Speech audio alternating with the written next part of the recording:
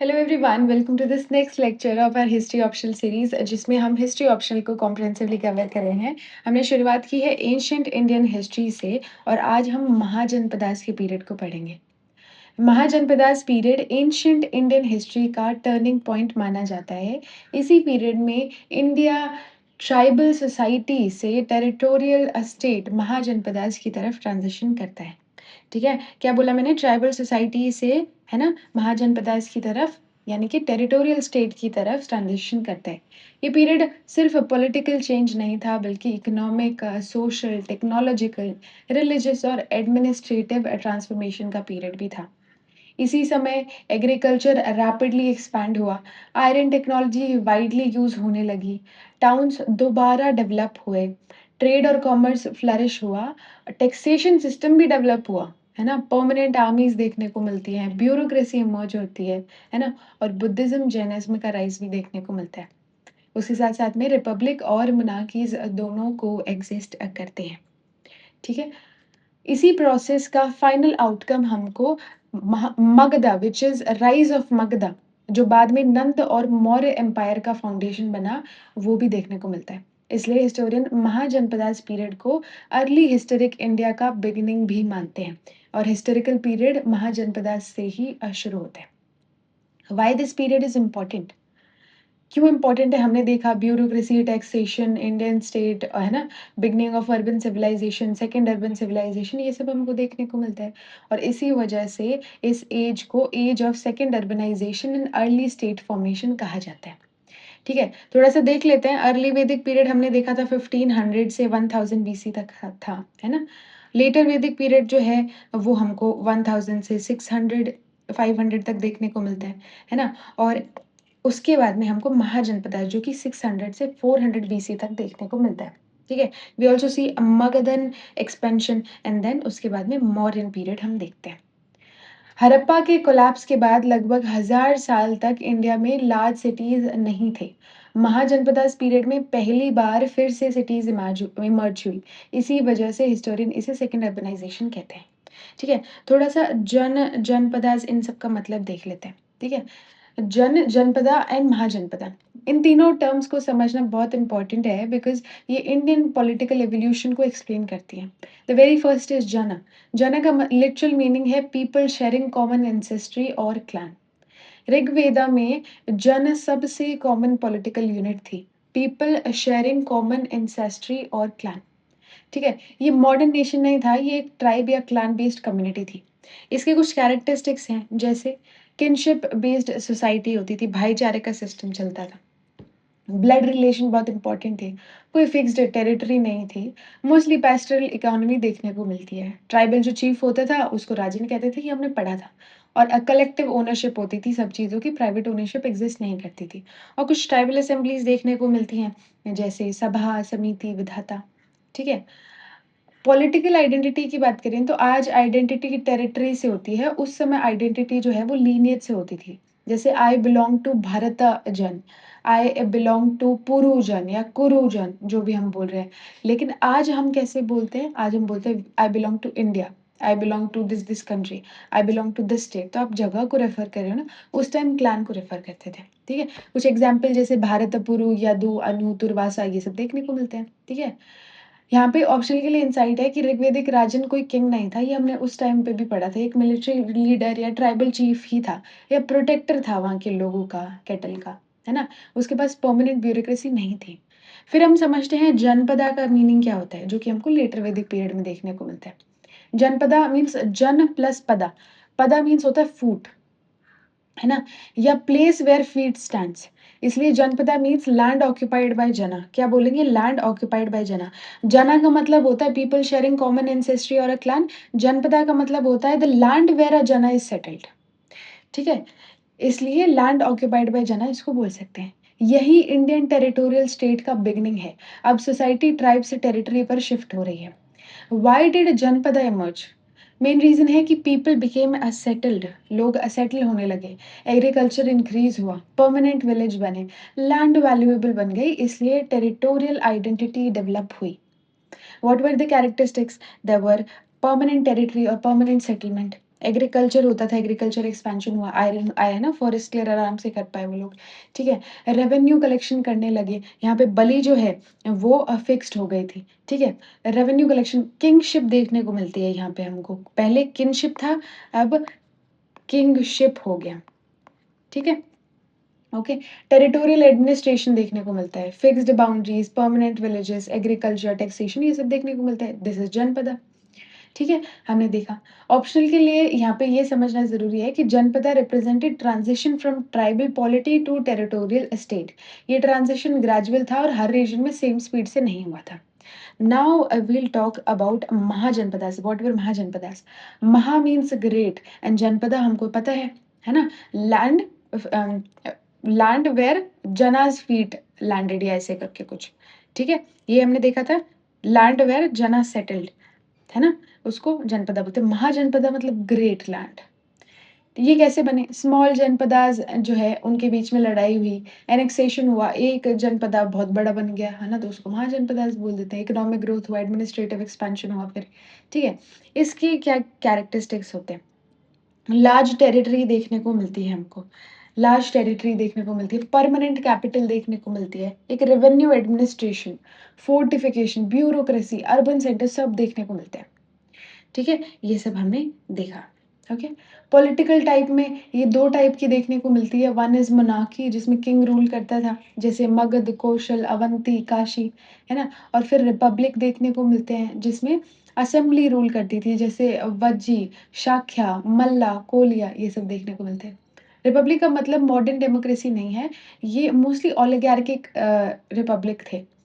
Political rights सिर्फ elite क्षत्रिय families के पास थे, वुमेन स्लेव, सर्वेंट और कॉमन फार्मर्स पार्टिसिपेट नहीं करते थे। ये डिस्टिंक्शन जो है ये पढ़ना ज़रूरी है, समझना ज़रूरी है। Let's just talk about historical background, okay? Mahajanapadas suddenly appear नहीं हुए, ये लगभग 500 साल की ग्रेजुअल सोशो इकोनॉमिक ट्रांसफॉर्मेशन का रिजल्ट है। फेज़ 1 में हमको ऋग्वैदिक सोसाइटी देखने को मिलती है और फेज़ 2 में हमको लेटर वैदिक सोसाइटी देखने को मिलती है। ठीक है? फेज़ 1 में ऋग्वैदिक सोसाइटी एंड फेज़ 2 में लेटर वैदिक सोसाइटी। फेज़ 3 में जनपदास बनते हैं और फेज़ 4 में महाजनपदास बनते हैं। महाजनपदास लार्ज टेरिटोरियल किंगडम्स थे, इमर्ज हुए, सिटीज़ डेवलप हुई, ट्रेड इंक्रीज़ हुआ, परमानेंट आर्मीज़ बनी। ये हमको देखने को मिलता है। ठीक है? ये ट्रांसफॉर्मेशन सिर्फ पॉलिटिकल नहीं थे, simultaneously economic, social, technological, religious और एडमिनिस्ट्रेटिव चेंजेस के थ्रू आया। इसलिए हिस्टोरियंस मल्टी कॉज़ल स्टेट फॉर्मेशन कहते हैं। क्या कहते हैं? मल्टी कॉज़ल स्टेट फॉर्मेशन, ठीक है? इसलिए हिस्टोरियन इसे मल्टी कॉज़ल स्टेट फॉर्मेशन कहते हैं, ठीक है? स्टेट फॉर्मेशन का मतलब क्या होता है? A process through which tribal society transforms into organised political state possessing territory, administration, taxation, law and coercive authority. State एक दिन में नहीं बनता, ये ग्रेजुअल इंस्टीट्यूशन डेवलपमेंट का रिजल्ट है, ओके? अब कुछ रीज़न थे। अब पहले तो थोड़ी-सी हिस्टोरियोग्राफी पढ़ने की कोशिश करते हैं। There is this historiographical debate on this, ठीक है? आर.एस. शर्मा कहते हैं कि स्टेट फॉर्मेशन का main reason iron technology, agricultural surplus, taxation और इकोनॉमिक एक्सपेंशन था। उनके अकॉर्डिंग इकोनॉमी ने पॉलिटी को शेप किया। क्या बोला उन्होंने? उनके अकॉर्डिंग इकोनॉमी ने पॉलिटी को शेप किया। ये कहते हैं आर.एस. शर्मा। आर.एस. शर्मा कहते हैं ऐसा, ठीक है? वहीं रोमिला थापर क्या क्या कहती हैं? रोमिला थापर क्या कहती हैं? स्टेट फॉर्मेशन एक सिंगल लीनियर प्रोसेस नहीं था, different region followed different paths. कहीं मोनार्की बनी, कहीं रिपब्लिक सर्वाइव किए, यानी मल्टीपल ट्रेजेक्टरी से स्टेट फॉर्मेशन हुआ। ये मल्टी कॉज़ल या मल्टी कॉज़ल बताती हैं इसको, ठीक है? फिर डी.डी. कौशाम्बी क्या कहते हैं? डी.डी. कौशाम्बी क्या कहते हैं? ये कहते हैं कि मटेरियल कंडीशन इम्प्रूव हुई तो प्रोडक्शन बढ़ा, उससे ट्रेड बढ़ा, क्लास फॉर्मेशन हुआ, फाइनली हमको स्टेट फॉर्मेशन देखने को मिलता है। कौशाम्बी जो है वो मार्क्सिस्ट फ्रेमवर्क यूज़ करते हैं और प्रोडक्टिव फोर्सेस को सेंट्रल मानते हैं। किसको? प्रोडक्टिव फोर्सेस को। प्रोडक्टिव फोर्सेस को सेंट्रल मानते हैं कि प्रोडक्शन बढ़ा तो ट्रेड बढ़ा और वो सब चीज़ें इन्होंने बोली, ठीक है? तो क्या देखा हमने? आर.एस. शर्मा जो है आयरन और एग्रेरियन सरप्लस पे एम्फेसिस करते हैं। रोमिला थापर मल्टीपल रीजन ट्रेजेक्टरीज़ को शोकेस करती है और डी.डी. कौशाम्बी जो है वो प्रोडक्टिव फोर्सेस पे एम्फसाइज़ करते हैं। ये हमने देखा तीनों का, ठीक है? आई होप आपको समझ आया होगा। अब why did janapadas became mahajanapadas? What were the reasons? हम अपना समझते हैं, ये हिस्टोरियोग्राफी हमने देख ली, हिस्टोरियंस के पॉइंट ऑफ व्यू देख लिए, ठीक है? इसका आंसर सिर्फ लिस्ट नहीं होनी चाहिए, अगर फैक्टर, कॉज, प्रोसेस और इम्पैक्ट के फॉर्मेट में एक्सप्लेन एक्सप्लेन करिए, आप समझे भी तो ज़्यादा अच्छा रहेगा, ठीक है? यहाँ पे आयरन रेवोल्यूशन की बात करते हैं हम, this is one of the reason. Iron technology ancient India के सबसे इम्पोर्टेंट टेक्नोलॉजिकल रेवोल्यूशन में से एक थी। अर्लियर कॉपर और ब्रॉन्ज टूल्स कंपैरेटिवली सॉफ्ट थे, आयरन टूल्स ज़्यादा स्ट्रॉन्ग, ड्यूरेबल और एफिशिएंट थे। Why was iron revolutionary? Iron इतना रेवोल्यूशनरी कि आयरन एक्स से आप फॉरेस्ट क्लियर कर सकते हो, नए एग्रीकल्चरल लैंड आपको मिल सकते हैं, तो आप ज़्यादा कल्टीवेशन करोगे। आप अगर ज़्यादा कल्टीवेशन करोगे तो फूड बहुत ज़्यादा प्रोड्यूस करोगे। अगर फूड बहुत ज़्यादा रहेगा आपके पास में तो आपकी पॉपुलेशन इंक्रीज होगी, आपका ट्रेड बढ़ेगा, विलेजेस बड़े होंगे, सिटीज़ बनेंगी और फाइनली स्टेट बन जाएंगी, ठीक है? एग्रीकल्चर का भी सॉर्ट ऑफ सेम ही हमको देखने को मिलता है, ठीक है? एग्रीकल्चर का भी रीज़न हमको देखने को मिलता है। There were also military impacts, iron swords, है ना? Iron spearheads. अब यहाँ पे देखा हमने कि आयरन का यूज़ जो है वो एग्रीकल्चर में भी होता है, ठीक है? आयरन टेक्नोलॉजी, फॉरेस्ट क्लियर किया, फिर एग्रीकल्चर, उसके अलावा मिलिट्री इम्पैक्ट भी था इसका। मिलिट्री इम्पैक्ट, ठीक है? Iron swords, iron spearheads, iron arrowheads बनाए गए, आयरन के आर्मर बनाए गए, है ना? तो आर्मीज़ मजबूत हुई, तो टेरिटोरियल एक्सपेंशन हो सका। पॉलिटिकल इम्पैक्ट में बात करें तो जिसके पास आयरन रिसोर्स थे, वो मिलिट्री स्ट्रॉन्गर बना। Best example Magadh, south Bihar के आयरन ओर डिपॉज़िट्स और मगध को मिलिट्री एडवांटेज जो है वो मिला इस तरीके से। आर.एस. शर्मा आयरन टेक्नोलॉजी पे एम्फसाइज़ करते हैं, हमने ऑलरेडी पढ़ा, ठीक है? लेकिन रीसेंट हिस्टोरियन थोड़े कॉशियस है about treating iron as the only cause. They argue that political organisation, trade networks and ecological factors were equally important. Whereas R S. Sharma का जो है वो आयरन टेक्नोलॉजी और एग्रेरियन सरप्लस पे ज़्यादा एम्फेसिस देखने को मिलता है, हम पढ़ के आए हैं, ठीक है? फिर हम याद करेंगे रोमिला थापर ने तो कहा था कि मल्टी ट्रैजेक्टरी जो है हमको चेंजेस देखने को मिले और डी.डी. कोशंबी जो हैं वो प्रोडक्शन फैक्टर पे ज़्यादा ध्यान दे रहे हैं। Now will talk about agriculture revolution, है ना? एग्रीकल्चर महाजनपदास इकोनॉमी का बैकबोन था।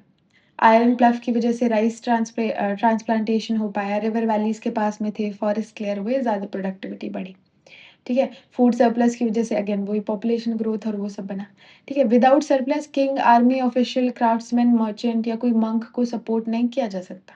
Agrarian surplus allowed a section of society to engage in non agricultural occupation. ठीक है? यहाँ पे यूपीएससी के लिए कीवर्ड आपका है एग्रेरियन सरप्लस, जिसका मतलब है production beyond subsistent need, enabling taxation, urbanisation and occupational specialisation. क्या बोला मैंने?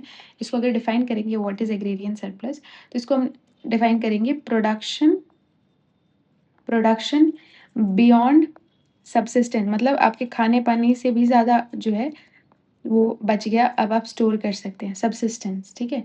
इसकी वजह से क्या होता है? एनेबलिंग, आप टैक्स दे पाएँगे, enabling taxation, urbanisation and occupational specialisation, ठीक है? डन? यस, ठीक है?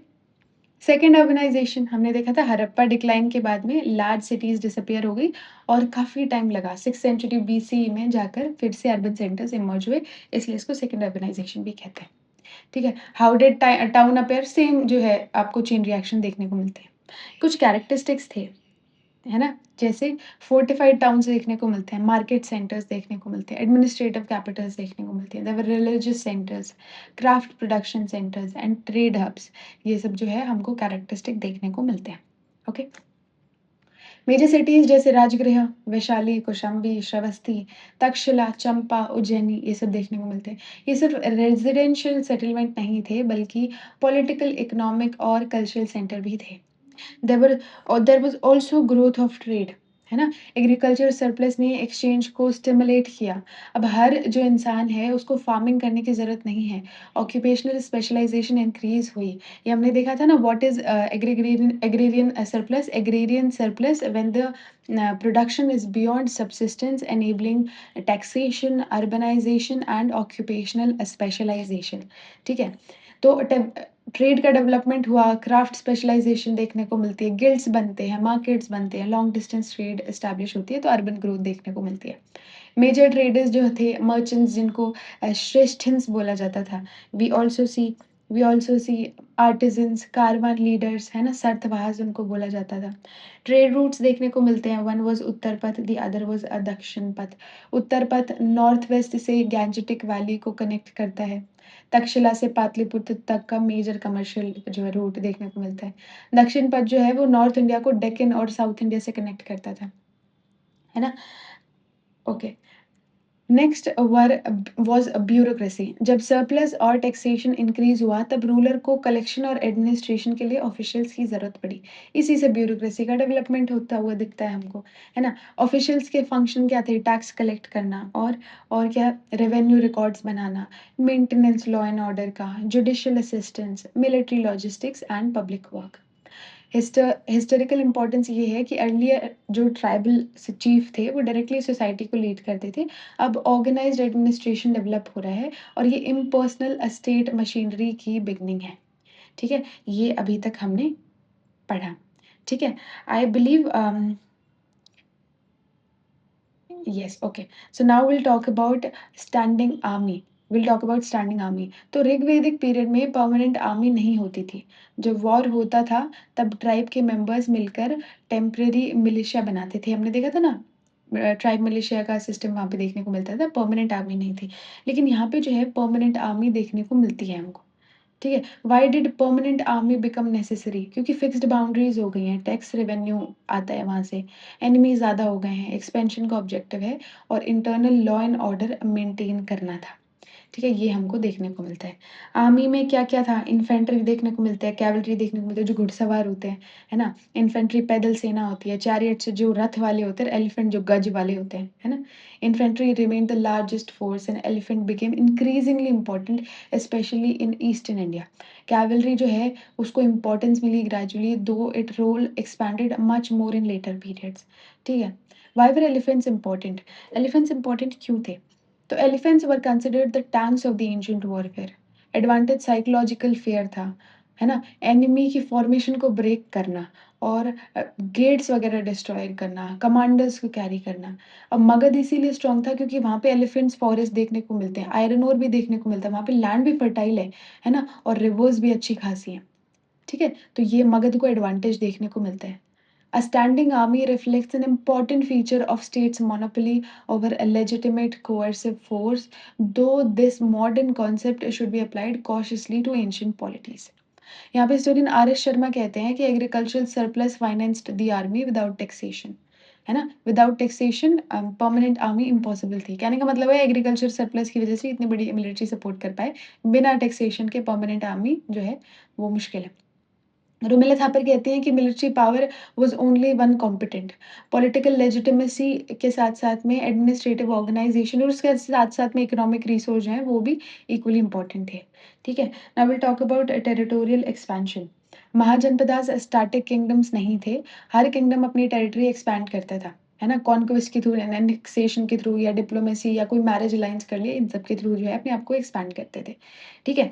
वॉर एक तरीका था, वॉर मतलब लड़ाई कर ली, annexation weaker state directly absorb कर लिए, है ना? जैसे मगध ने अंगा को अब्ज़ॉर्ब किया। ये बिंबिसार की सबसे इम्पोर्टेंट मिलिट्री अचीवमेंट में से एक थी।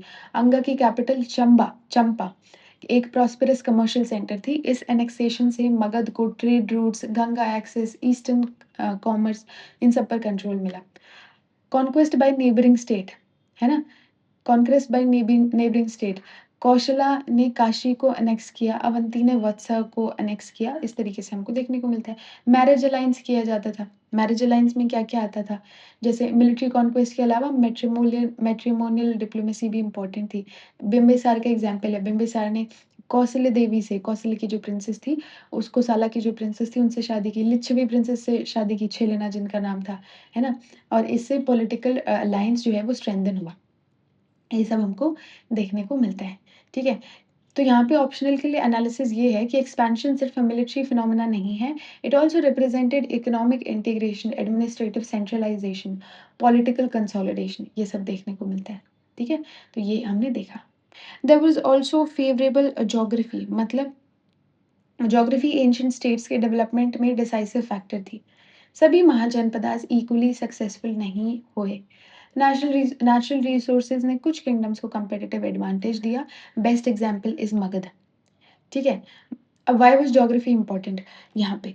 तो फर्टाइल एलुवियम अगर आपके पास है, तो आपका प्रोडक्शन एनीवे ज़्यादा होगा, ठीक है? तो मगध में या फिर मिडल गंगा वैली में अगर देखें तो सॉइल एक्सट्रीमली फर्टाइल थी। राइस कल्टीवेशन ज़्यादा होता था, तो रिज़ल्ट ऐसा कि एग्रीकल्चरल सरप्लस देखने को मिलता है। There were also perennial rivers, है ना? जैसे गंगा, सोन, गंडक, पुनपुन। बेनिफिट ये होता था इरिगेशन अच्छा हो सकता है, ट्रांसपोर्ट अच्छा हो सकता है, कम्युनिकेशन, ट्रेड और सब में हेल्प मिलेगी। आयरन ओर के डिपॉजिट्स मगध के पास में थे, साउथ बिहार में। साउथ बिहार के छोटा नागपुर फ्रेंच के नियर बाय रीजन में आयरन रिसोर्स अवेलेबल थे और ये मगध की मिलिट्री स्ट्रेंथ का मेजर सोर्स देखने को मिलता है।